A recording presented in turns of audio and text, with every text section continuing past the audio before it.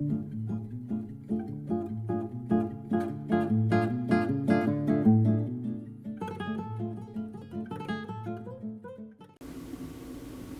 2 of Knowing Your Value is about knowing your product's value today on 5 Minutes with Sean, maybe 10. Welcome in. Thank you so much. Hope you enjoyed last week's show about knowing your own individual value. It is important in doing anything, going to work, being in a relationship, being in a friendship, understanding your own individual personal value. Because, as I said at the end of that show, you can't possibly get to how to value a product till you know how to value yourself. Recently, my boy Mikey Henninger made a point on LinkedIn about how pricing his product, pricing his subscription fee. How do you do it? Where do you do it? Where does it make sense? What's too little? What's too much? What makes sense? I will tell you that knowing your product's value was probably the most difficult thing anyone deals with. We at CarBiz guaranteed it was I would say, besides some of our fun legal shit we've dealt with over the years, that was the most challenging to us, was to figure out the value, because the product was ever evolving. So when we started Car Business, we had, well, let's see, how's the best way to say it? So we had a couple of clients that came with me when I left, right? And those people hired us to do one thing, which was like BDC process in-store stuff. So that was like the route, which was pretty easy to price because there was enough people in market. You saw enough people do it. You were like, okay, that's not that hard. Like, I get it. I'll be able to do it. But then we realized that wasn't who we wanted to be, or what we saw as our future, or how we were even going to get forward. So then we started to dive into this new product idea called vendor management. And vendor management conceptually was, as it sounds, helping dealers understand their vendors, their data, what they pay for, and helping them, if they didn't have a gatekeeper, being there, if they had a gatekeeper, being an assistant. That's how we did it. That's what we thought of it. And the value of the product for me as a car guy was always important. It's going to sound bad, but it's always important to keep the comma off your price. So $9.99 is the top end you could possibly charge someone, in my opinion. But when we started, because this is basically a data management subscription fee of taking care of all of your vendors in one place, giving you actionable feedback and doing the job, it's a subscription, right?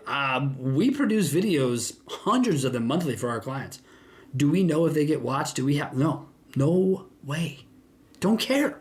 Don't confuse doing your job with the net result. It's not up to you. From my particular position, I am paid to do a job. If I do that job and deliver on it, that's where I have to draw a line, man. If I start caring more about people's businesses than they do, I'll drive myself freaking crazy. We're not here to do that shit. So how do you price something when in the beginning we were offering, listen to this shit, all right? This is crazy. We were offering CRM digs. So we were going through your CRM, looking at the last 10, 20 leads. We're doing CRM data, so any of the internet provider data that was available. We were listening to recorded phone calls when applicable, giving them grades, supplying that listened phone calls, okay? Plus dealing with all the vendor management stuff, from alignment to data grabs to phone calls to strategy to ongoing data pulling as well as reporting. All that, $499. We were out of our fucking minds, okay? We were out of our minds. But the math that I had done backwards was, if I can get 500, if I can get 20, I can get to 10. If I can get to 10K, we can grow this here, and I can move this thing around, we can go. Then it happened. People were like, yeah. But it was a new concept. So some people were like, what are you talking about, vendor management? I don't understand. Where do we go? What is that? How do I pay you to be the middleman? Well, it turns out 10 years later, it was pretty fucking ingenious, because now we have a ton of copycats in the space. Ton. Welcome. You're welcome. So that product valuation now is something I see daily. So we're at $4.99. Then it starts to grow a little bit. $5.99, $6.99, $7. Okay, but just to this day, we don't go over $9.99 on the vendor management side. when developing the products over the years, the clients are the ones that move the price point. Mark Phillips, I'm specifically talking to you, sir. This is a client who called me to tell me that next year, based on what I had provided for him in the previous year, I was to up my price $200 a month. That's what was fair to him. Now, I don't know how many of you in this space have ever had a client call you and tell you to charge them more. But that's how you know you got your shit right. That's how you know you're priced to win. That's how you know your value far exceeds the dollar amount charged. You see? So that feeds into my own knowing my personal value. And man, we were off like a rocket ship. The price point immediately moved for all new hires or all new clients. And we went from doing a ton of work, all that shit I described to you, down to one thing. One core work, one video delivery, down from 15 to one video and move the price point. What are we, fucking magicians?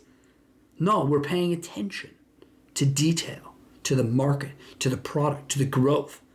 What wasn't fueling our decisions? Fucking money. At any turn, ever in this company, none of us. The first year we had this company, I got paid $0 basically and funded it for my business partner so he could leave his corporate job. I was in a 6-figure, kick my feet up, would never be recognized again if I didn't ask for it, job, and I left it to make $0. Why? Because I saw something greater. And here we are a decade later, the greater's paid off, the price point's there. So what do I do after I get everything figured out? I decide to go bang my head against the wall and launch a social product. 3 years ago almost at this point, I launched a social product. Started to get an idea during COVID. Who didn't have good COVID ideas? Turns out this one was fucking great. And I had been stalking someone forever, and I knew if I could get that person, I could worry about the price point later. So to my clients, I start offering them a social product for dimes, man, nickels and dimes. They couldn't believe it. Sean, I haven't heard anyone talk about my Facebook and Instagram data from that perspective. Thank you so much. I can't believe it only cost me, $300, $400.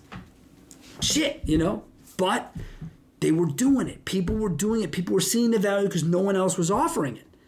So to sit here and to say, well, the money this, the money that, the money will come, man. If the product's worth the shit, the money will come. And if you grow your pricing quietly, as your clients grow, as your business grows, that's the way to do it. But you don't raise it on people who are already there. That's a caveat of mine, unless they tell you to, is I have clients who are at a base rate. We've moved the price point 4 times since then. They haven't moved. Because that's loyalty, baby. That's how it works. They're loyal to me, I'm loyal to them. New clients, yeah, you got to pay more. Everything's been evolved because of those clients. Why shouldn't they benefit from it?